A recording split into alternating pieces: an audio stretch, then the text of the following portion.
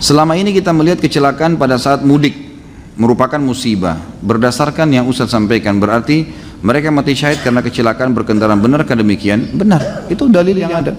Gitu kan? Bagaimana dengan kecelakaan kereta api yang banyak memakan korban? Bila ini disebut mati syahid, mengapa tempat kejadian kecelakaan itu menjadi tempat angker atau banyak penampakan? Bagaimana menyikapi ini? Mana yang angker itu? Coba, mana yang angker? Angker itu menurut Anda? Nggak ada. Tidak ada rukun tayangan dalam Islam, tidak ada tempat angker, nggak ada. Orang yang mati, kalau dia beriman senang di kuburannya, kalau dia orang ahli maksiat sedang disiksa. Nggak ada waktu ruhnya keluar gentayangan ganggu orang. Nggak ada itu. Gimana caranya? Kita sudah punya konsep dasar dalam Islam. Saya pernah kasih contoh, kalau ada satu rumah orang pernah bunuh diri, di Indonesia pernah saya tanya jemaah saya, mau beli nggak rumah yang ada orang bunuh diri? Nggak mau, Ustaz. Kenapa? Takut. Ada ruh gentayangan nih. Baik, saya kasih contoh nih, orang bunuh diri, ada banyak orang tidak mau beli rumahnya. Kita simpan contoh ini. Contoh yang lain, orang dibunuh sekeluarga. Mau dibeli rumahnya nggak? Nggak mau, Ustaz. Kenapa nggak mau? Ya karena ada ruh gentayangan. Saya bilang jelas dalam agama tidak ada ruh gentayangan dalam Islam. Mustahil. Nabi SAW menyebutkan dalam hadis Bukhari, kalau orang beriman maka ruhnya akan keluar lebih mudah dari air dari mulut kendi, kemudian akan masuk ke dalam kuburan dan akan menikmati kuburnya taman dari taman surga. Kalau orang fasik, orang muslim banyak dosanya, dan orang kafir akan masuk ke dalam neraka, akan masuk ke kuburan dan akan menjadi lubang dari lubang neraka sampai hari kiamat. Nggak ada waktu untuk mengganggu orang, gitu kan? Jadi nggak ada ruh gentayangan, nggak ada tempat angker, nggak ada. Orang tabrakan di situ sudah selesai tabrakan, matang ajalnya mati. Udah dibersihin kotorannya selesai, gitu kan? Nggak ada masalah. Kalau Anda mengatakan banyak tempat angker, berarti orang-orang yang tinggal di kuburan tuh angker tuh. Tapi tinggal jaga kuburan, tiap hari makan, minum, gitu kan? Saya pernah masuk kuburan Jeruk Purut yang di Kemang itu, di tengah-tengah kuburan ada orang tinggal banyak. Sama anak cucunya tinggal di situ, nggak ada masalah. Gitu kan? Jadi pemahamannya harus diperbaikin nih. Barzakh itu artinya bainahuma barzakhun la yabghiyan. Antara air sungai Siak dengan air laut Selat Malaka ada barzakh, maka air sungai itu tidak masin, karena kalau tak ada barzakh, masuklah air Selat Malaka itu ke sungai Siak, masinlah semua air sungai Siak itu, matilah kita, masinlah air Pekanbaru nih. Maka arti barzakh itu pemisah.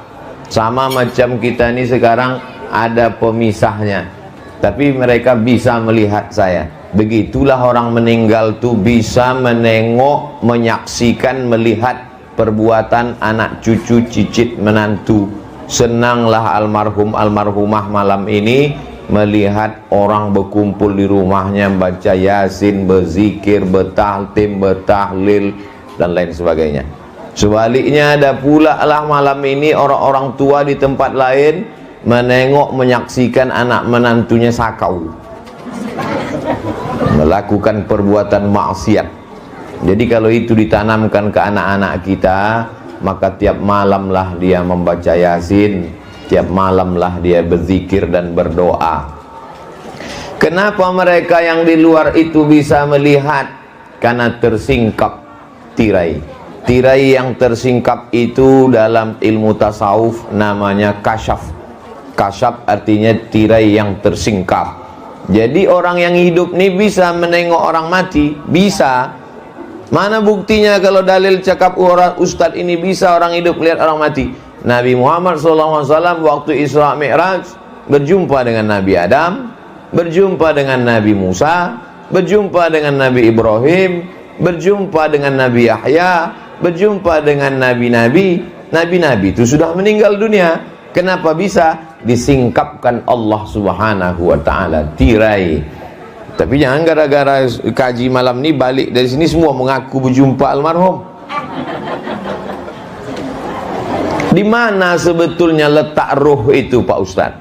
Buku yang paling lengkap tentang ruh ini ditulis oleh Imam Ibnu Qayyim Al-Jauziyah. Judulnya Ar-Ruh. Diterjemahkan ke dalam bahasa Indonesia 3 huruf, roh, R-O-H. Dulu pernah kita bedah buku di Masjid Agung An-Nur. Pendapat pertama mengatakan ruh orang baik letaknya di Illiyin. Ruh orang jahat letaknya di sijjin. Pendapat kedua mengatakan ruh itu letaknya di alam barzakh, di kubur itu. Pendapat yang ketiga mengatakan ruh itu letaknya al-arwahu mursalatun haitsu sya'at. Maka ruh lepas bisa pergi kemana sekehendak hati dia. Pendapat yang keempat mengatakan ruh itu berada di suatu, banyak betul pendapat. Kontradiktifkah pendapat-pendapat ini? Tidak. Kenapa begitu? Karena ruh itu bukan jasad fisik macam kita yang terikat oleh ruang, tempat, dan waktu. Oleh sebab itu, ruh yang berada di Iliyin bisa pindah ke alam kubur dan bisa pindah lepas melihat, tapi sesuai dengan kehendak Allah. Tak ada ruh itu yang lepas tanpa izin dari Allah. Sama macam anak tinggal di pesantren, tak mungkin dia bisa lepas pintu tanpa izin dari ustaz. Maka begitulah ruh-ruh itu dalam kuasa Allah. Innama amruhu iza arada syai'an ayakula lahu kun. Dalam Islam tak ada ruh gentayangan, tak ada. Orang yang mengatakan ada ruh gentayangan itu terlalu banyak menonton film hantu. Lama-lama dia jadi hantu. Ibu-ibu jangan nonton film hantu. Kalau ibu jadi hantu, anaknya tuyul. Oleh sebab itu maka dalam Islam tak ada ruh gentayangan. Yang ada itu bahwa ruh itu dalam kuasa Allah SWT. Jadi kalau nanti mana tahu Abdul Somad meninggal dunia, tiba-tiba orang di Pekanbaru ini ada yang kerasukan, kemasukan, kesambet kata orang Jawa, kesapo kata orang Melayu. Tiba-tiba ditanya dia, fulan yang kerasukan. Ya, siapa kau ini? Aku Abdul Somad LCMA. Kalau memang kau betul Ustaz Somad, coba kau ceramah dulu. Assalamualaikum. Itu bukan ruh Abdul Somad, karena ruh tak bisa dipanggil dan ruh tak bisa masuk ke badan. Lalu yang masuk itu siapa? Bisa pula dia bercerita, dia berjalan katanya. Kalau memang kau betul Abdul Somad, coba ceritakan perjalananmu dulu. Aku pertama kali ceramah bulan Oktober 2010 di Islamic Center Pasir Pengarayan, dibawa oleh Dr. Andus Haji Ahmad MSI. Hah? Iya, ini Ustaz Somad nih. Bukan. Itu adalah jin Qorin. Qorin artinya selalu bersama. Waktu saya lahir ada jin yang ikut waktu saya lahir. Itulah maka jin itu mencucuk pusat anak yang baru lahir itu, menangis anak itu. Karena jin yang lahir itu ikut sama dia. Lalu kemudian ketika orang itu mati, jin itu tidak mati karena jin umurnya panjang. Dan jin itu ingat dan dia bisa meniru. Ya, sebab itu kalau ada anak-anak kita balik ke rumah selalu menirukan gurunya. Guruku yang ini begini cakapnya guru. Itu ada bakat-bakat jin. Oleh sebab itu maka jangan percaya kepada yang model-model begini, karena ini bisa merusak akidah. Jadi dulu di Eropa itu ada tradisi memanggil roh. Istilah Arabnya namanya tahdirul arwah, memanggil roh. Rupanya Syekh Muhammad Abduh dari Kairo, waktu itu dia sedang berkonflik masalah politik dengan Raja Mesir. Larilah dia ke Paris, Perancis. Dihadirkan di majelis itu, majelis memanggil roh itu. Kalau tempat kita macam jelangkung. Lalu kemudian dimintalah kepada Syekh Muhammad Abduh, Syekh Muhammad Abduh dari Mesir, ya, mau pesan roh siapa? Request roh siapa? Bisa kita panggil. Roh bapakmu, roh emakmu, siapa? Kata Syekh Muhammad Abduh, tolong panggilkan roh Nabi Isa. Aku mau bertanya kepada dia, sebetulnya dia udah meninggal atau masih hidup, apakah dia bagaimana dulu? Kata yang manggil itu, roh yang lain bisa, tapi roh ini tidak. Nah, jadi ulama itu cerdas luar biasa. Dalam satu kata-katanya itu mengandung hikmah, karena dia dapat ilham dari Allah Subhanahu wa ta'ala. Ini berkaitan dengan orang yang sudah meninggal. Tentu rohnya sudah berpisah dengan jasad.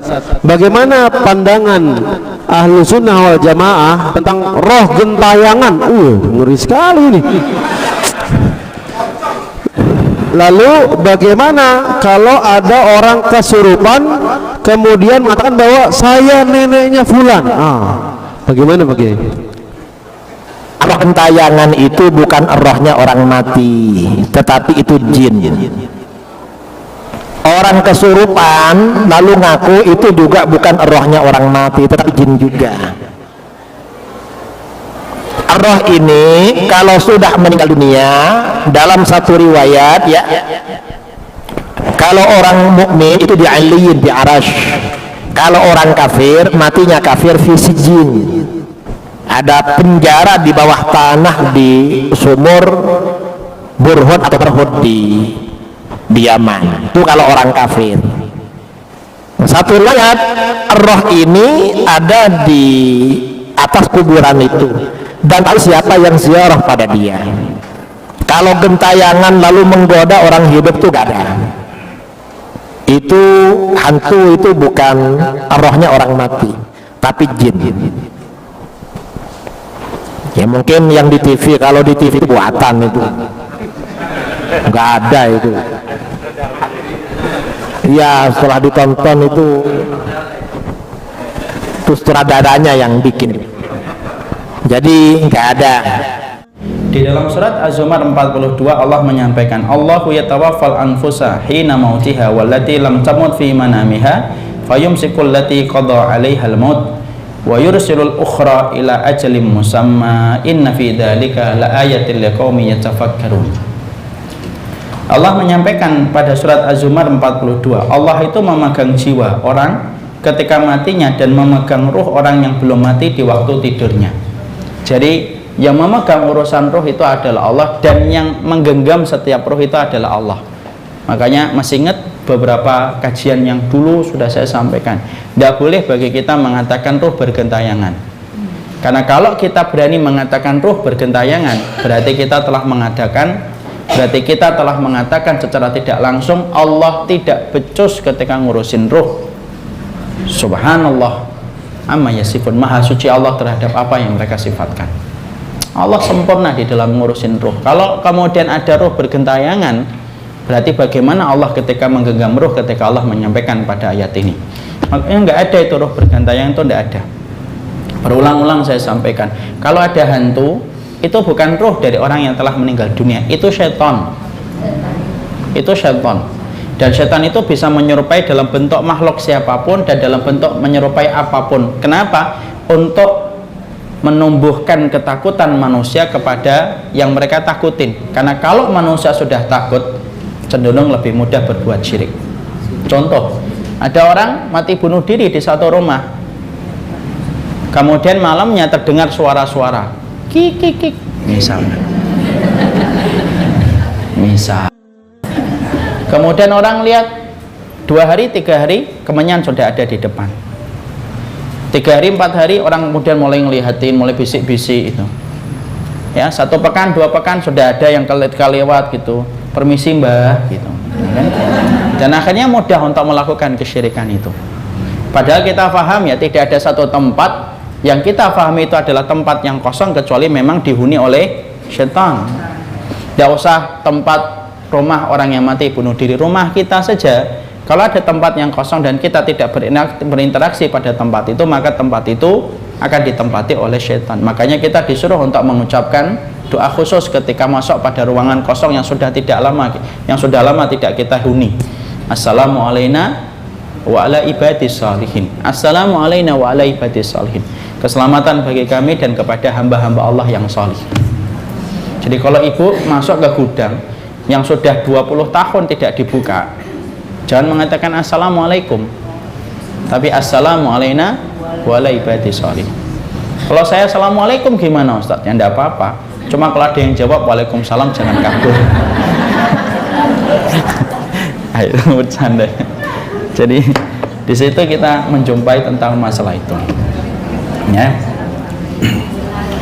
Maka kita kembali lagi. Jadi tidak ada ruh bergentayangan itu, dan tidak boleh mengatakan itu. Ada salah satu produk itu, sinetron itu. Dulu saya termasuk korbannya, saya tobat betul pernah melihat. Dan saya pengen ngajak semuanya juga tobat. Dulu kan kalau kita kecil ada sinetron Si Manis Jembatan Ancol, ya kan? Kemudian ada hantunya. Tidak ada itu. Insyaallah itu. Ini produk-produk dari sutradara dan penulis skenario yang tidak kenal Allah dan Rasulnya. Semoga Allah ngasih hidayah sama mereka supaya tidak membuat dan menelurkan hal-hal semacam itu lagi. Mana ada orang mati gitu, kemudian sudah gitu pakai rok mini gitu ya, hidup matinya pakai rok mini, hidupnya pakai rok mini, terus kapan pakai jilbabnya? Yang satunya banci itu, lu mati aja jadi banci, hidup banci, mati banci. Ya terus benernya kapan? Tapi kita nyaksikan gitu. Ustadz juga, iya dulu ndak ngerti, tapi itu termasuk tontonan yang tidak bisa diterima dan tidak boleh untuk dilihat. Kenapa? Semua tontonan kesyirikan itu haram untuk diperhatikan dan tontonan itu tidak boleh dinikmati. Jadi maaf ya, Harry Potter itu ndak boleh, merusak akidah itu. Ya, kerasakti ndak boleh itu, merusak akidah itu. Kenapa? Tontonan itu lebih berbahaya daripada tontonan porno sekalipun. Kenapa? Karena sesungguhnya merusak akidah dia. Akhirnya hari ini anak-anak kita sering meremehkan urusan akhirat. Kita ngomong sama anak kita, nak, kamu apa nggak takut mati? Alah santai aja mah. Itu gara-gara produk-produk ketika melihat tempat-tempat kesyirikan dan melihat produk-produk kesyirikan itu. Bukan berarti ketika kesyirikan dipoles dalam bentuk film, animasi yang bagus, grafis yang bagus, kemudian berubah menjadi halal. Enggak itu. Tetap haram walaupun dikemas dalam dinamis, grafis dan kemudian berbagai macam animasi yang bagus, tetap itu haram ketika berbau dengan kesyirikan. Orang yang meninggal dunia dia punya urusan dengan amalnya, jika baik-baik, jika jelek-jelek. Sudah pernah kami sampaikan dan dengan bahwasanya tidak ada roh pulang setiap malam Jumat nangis-nangis depan rumah, itu tidak ada itu. Dan juga tidak ada roh gentayangan, tak ada. Orang mati ketabrak kereta, ya sudah, meninggal. Kalau dia mau sholat Jumat meninggal, mati mulia. Gak ada orang gentayangan. Tahu gentayangan? Itu kan di sinetron di televisi itu, jalan ke mall. Itu adalah khayalan, gak ada. Orang meninggal dunia dia punya urusan dengan amalnya. Jika dia orang baik, dia akan mendapatkan kenikmatan. Ngapain jalan-jalan? Kemudian yang kedua, rohnya orang meninggal dunia itu adalah di alam barzah, itu beda alamnya, bukan alam dunia. Dikatakan alam barzah bisa menyaksikan keadaan di dunia semuanya, sehingga tidak ada antara Mekah dan Madinah itu gak ada beda. Jadi bisa melihat semuanya dan bisa mendengar, dikatakan mendengar omongan orang yang ada di dunia. Cuman hukumnya hukum di akhirat, hukum di alam barzah. Maknanya begini, suatu ketika ada yang bertanya, jadi kalau orang tua kita meninggal, dia akan melihat aktivitas kita, mengetahui aktivitas kita. Cuman mengetahuinya dengan rumus hukum alam barzah. Sebab suatu ketika ada yang bertanya begini, aduh Buya, malu dong kalau bapak ibu saya meninggal tahu saya kalau saya lagi hubungan suami istri. Ada. Oh, melihatnya hukumnya dengan hukum, bukan hukum syahwat dunia, enggak. Melihatnya hukumnya hukum alam barzah, yaitu apa? Anaknya lagi hubungan suami istri yang halal, ada pahalanya. Yang dilihat pahalanya, bukan hubungannya. Itu kan rumus dunia. Ini alamnya sudah beda, alam barzah. Kemudian apakah mungkin ada orang di alam orang meninggal dunia lalu dia ke dunia lagi?